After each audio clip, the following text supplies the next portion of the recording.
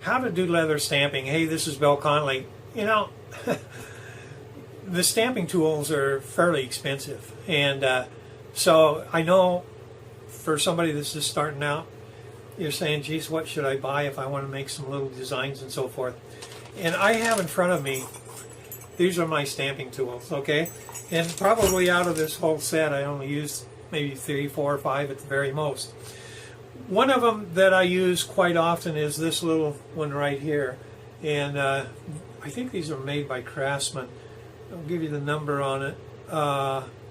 It's a, if I can read it, it's an X502-2.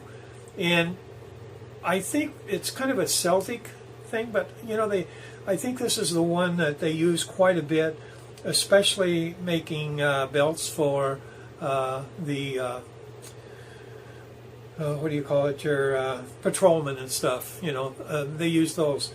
Another one that I've used quite often is this little one right here, and the number on it is a boy, they make these hard to read. It just says Craft Tool A104. A104. Anyway, that's a beginning. One that I use probably the most is this one right here, and you can see it's kind of a little footer, because you can make a line and you can just start going down, especially on an outline of something like a holster, and you can do that, and it comes out pretty good. And then the number for that, it's a Craft Tool, it's a P926. Now I'm telling you these numbers because if you want to go buy one and say, hey, geez, I'd like to buy, you know, one, those are the basic tools. The other Celtic tools are fairly common, and they look like this on the very end. You can see it's kind of got that, and they really do come out looking pretty good. And this one is just simply called a CR1. It's a Craft Tool. That's all I see for a number on it. Now here's another part of it, another one, and it's a CR2, and then this kind of forms a circle, and it's called a CR4, and then this one makes a square corner, and it's called a CR3. So, you know, those are Celtic ones, and I've seen these Celtic ones be used fairly often in making tools. So here's another one that I'll show you that I thought was pretty unique, and the number on this one is called an X498. Yeah, X498, and you can see how that looks, and you can stamp. Now, one of the things when you're dealing with these, you need to make fine lines on your leather so that you can make these things be straight. I saw one, you know, where the guy, you know, he explained how he did it.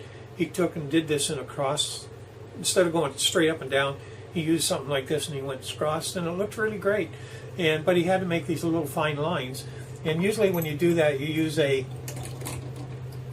punch tool. It's got a real sharp tip, and you can make just a very fine line, because what will happen as you stamp, you'll cover up that little fine line.